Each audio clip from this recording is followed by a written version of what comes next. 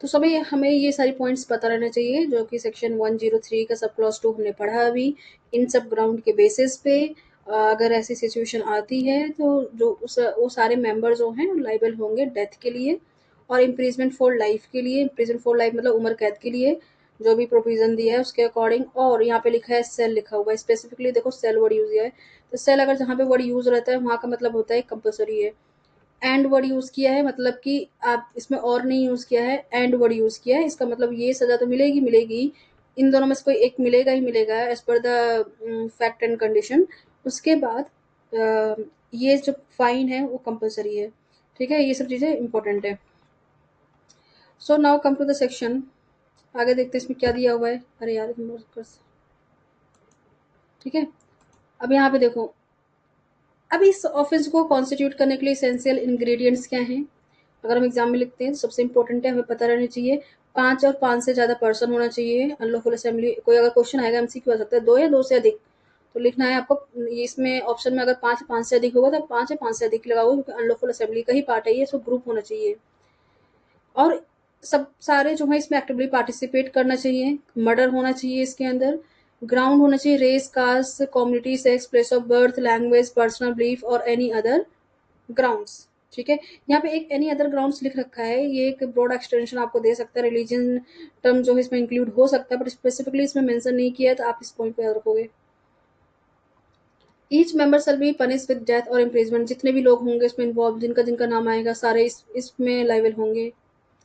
ठीक है, याद करनी चीजें, इम्प्रिजमेंट है, लाइफ इम्प्रिजमेंट, डेथ है, दोनों में से कोई एक या फिर दोनों में से एक होगा, और फाइन तो कंपलसरी है जो भी होगा इसको अकॉर्डिंग।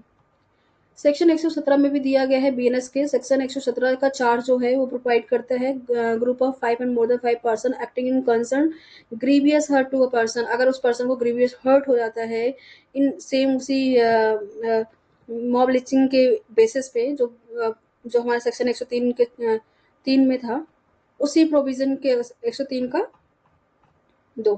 ठीक है, जो भी वो पॉइंट्स हैं वही सेम पॉइंट यहाँ पे भी कवर किया गया है, बस डिफरेंस क्या है, यहाँ पे ग्रीवियस हर्ट हो गया उस पर्सन का, वो मरा नहीं है, तो उसकी सजा क्या होगी। अगर उस पर्सन की डेथ नहीं हुई है तो shall be liable to guilty of offence cause by the grievous hurt. एक तो ग्रीवियस हर्ट का जो पनिशमेंट होती है वो मिलेगी, साथ में and shall be punish with imprisonment for the descriptive term which may extend to 7 year का। और इसमें ये भी लिखा है कम से कम 7 साल की सजा तो मिलेगी मिलेगी। और एंड लिखा है तो फाइन भी कंपलसरी है, और 7 साल की तो सजा होगी होगी, ये बोला गया है इसमें। आपको 7 याद करना है, तो अब इसका ट्रिक क्या याद करने का, 107, 7 में 7 लिखा है तो ये 7 हो जाएगा, 103। ठीक है, 103 में से 10, 10 1 0 आ रहा है तो 10 से मतलब डेथ, ऐसे याद कर सकते हैं। 103 में डेथ है, और इसमें 117 में 7 में 7 ईयर, ये पनिशमेंट है। Next, constitution of this offence, ये सारी चीज इसमें इंपॉर्टेंट है। 5 मोर देन 5% चाहिए, और एक्टिवली एक्टिंग होना चाहिए इसके अंदर, पार्टिसिपेशन होना चाहिए, ग्रीवियस हर्ट होना चाहिए, race, caste, community, sex, place of birth. कितने हैं, 1 2 3 4 5 6 7 8, 8 तो दिए हुए हैं, 8 पॉइंट दिए हैं, बट इसमें रिलीजन नहीं लिखा। रिलीजन जो है आपको इसके अंदर इंक्लूड हो जाएगा, बट स्पेसिफिकली मेंशन नहीं किया गया है। जितने भी मेंबर हैं इस ग्रुप में shall be guilty for the offence grievous hurt. Grievous hurt का जो पनिशमेंट होगा वो तो मिलेगा ही मिलेगा, साथ में उसको इम्प्रिजमेंट कंपलसरी है, 7 साल की सजा तो मिलेगी मिलेगी।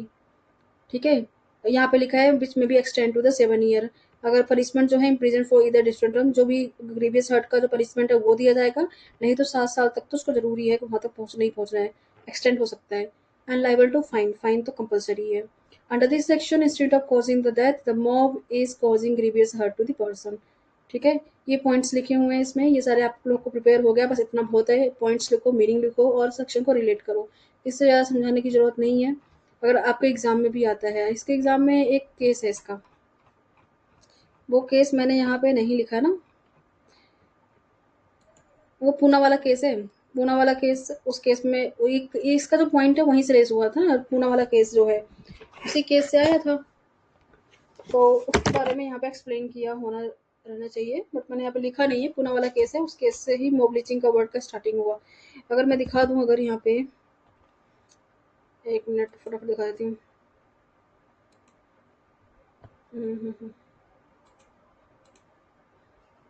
ये देखो, मैं दिखाती हूँ जो, ये दिख रहा है आपको,